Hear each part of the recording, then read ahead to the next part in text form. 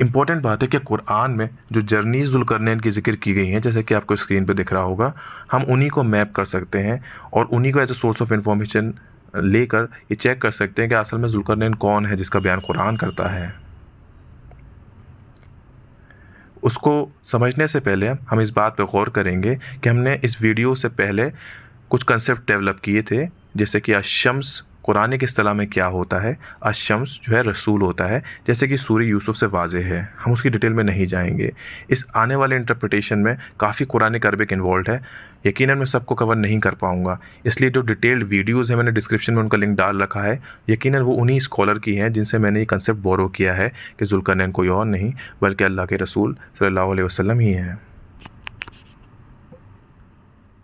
اب ہم ان ساری کی ساری جرنیز کو جو ذوالقرنین کے بارے میں قرآن میں ہے، اللہ کے رسول کی سیرت سے اور تاریخ سے اور احادیث سے میپ کرنے کی کوشش کریں گے، اور انشاءاللہ دیکھیں گے کہ ساری کی سارا من و عن بالکل میپ ہو جاتی ہیں، مل جاتی ہیں۔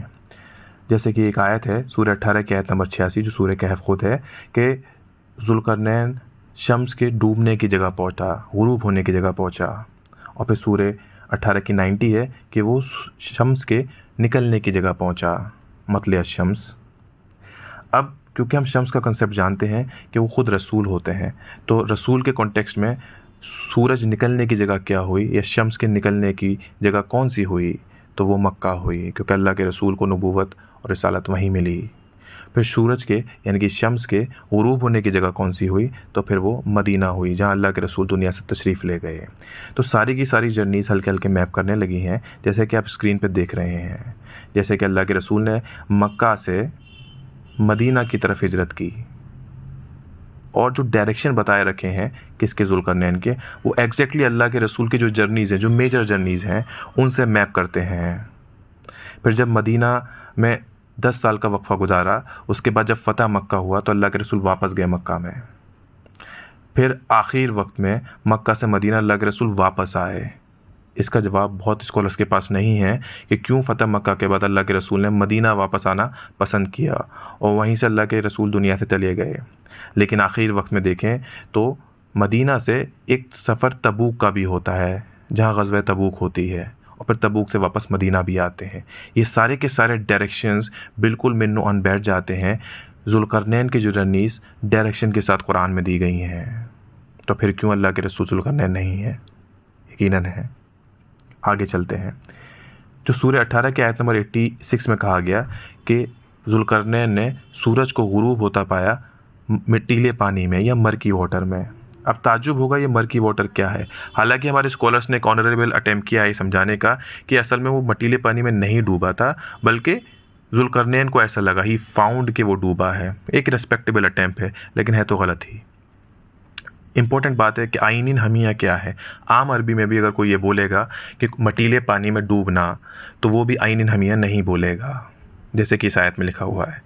لیکن تعجب والی بات ہے کہ دیگر مترجمین نے یہی بات لکھی ہے کہ مرکی واٹر۔ اب انہوں نے یہ اصول کہاں سے لیا؟ یہ اصول لیا گیا ہے تفسیر سے اور پہلے کے لوگوں کے قول سے۔ اب وہ پہلے کے لوگ کے صحابہ اکرام ہیں، خلفائے راشدین ہیں؟ جی بالکل نہیں۔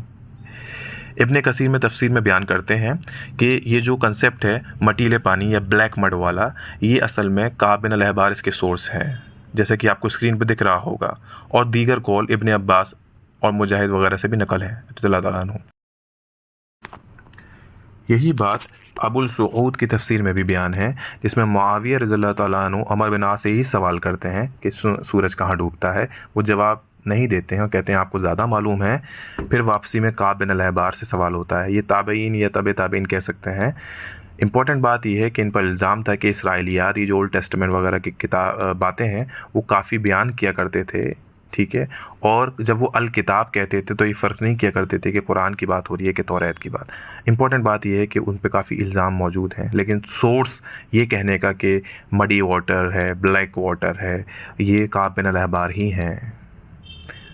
آگے دیکھیں ابن عاشور جو بہت بڑے اسکالر ہیں، وہ بھی تقریباً یہی اصطلاح ایکسیپٹ کرتے ہیں، بلکہ وہ ایک اسٹیپ آگے جا کے کہتے ہیں یہ بلیک مڈی واٹر ہے۔ اب یہ بلیک پتہ نہیں کہاں سے لائے، وہ یہ تک بول جاتے ہیں کہ آذربائیجان کے جو ویلس ہیں وہاں پہ کچھ ایسا ملتا ہے، کوئی کہتا ہے بلیک سی میں ہے۔ بڑی تعجب والی بات ہے، کوئی دلیل نہیں ہے قرآن سے۔ تو آپ سمجھیں کہ یہ اللہ کے رسول نہیں کہہ کے گئے کہ آئین حمیہ کا یہ مطلب ہے۔ اب اگر ہم لغت کے حساب سے جائیں تو دیکھیں کہ آئین کو فاؤنٹین بھی کہا جاتا ہے، آئی بھی کہا جاتا ہے، اور سورہ 11 آیت نمبر 31 میں اگر قرآن عربک میں دیکھیں تو اس کو اوپینین کی طرح بھی لیا گیا ہے، جس میں نوح علیہ السلام کہتے ہیں کہ نہ تو میں تمہیں کنڈم کرٹیسائز کرتا ہوں، نہ ہی تمہیں اس لائق سمجھتا ہوں، کہ پھر بات آگے جاتی ہے تو وہاں آئی یونوکم کا الفاظ موجود ہیں، تو یہ اوپینین کے لیے بھی آتا ہے۔ اب آئین حمیہ کیا ہے، میں زیادہ ڈیٹیل میں نہیں جاؤں گا۔ حمیہ جو ہے ہموا روٹ ورڈ سے ہے، اس کا کئی مطلب ہے۔ بلائنڈ ایلیجینس یعنی کہ اپنے جو آباء و اجداد سے بالکل اندھی تقلید، اندھی محبت والا کنسیپٹ میں بھی آتا ہے، اور جلنا، انویس ہونا، نفرت کرنا، ایک آنکھ نہ بہانا، اس طرح سے کہہ سکتے ہیں۔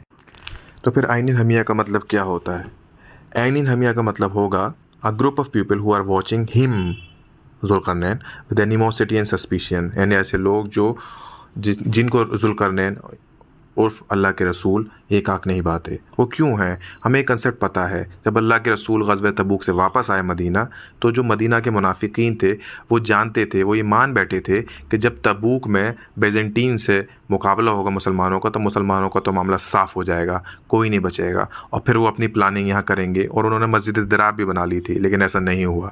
اللہ کے رسول واپس آئے اور یہ دیکھ کے وہ غصے سے اور نفرت سے اور بڑھ گئے ہیں۔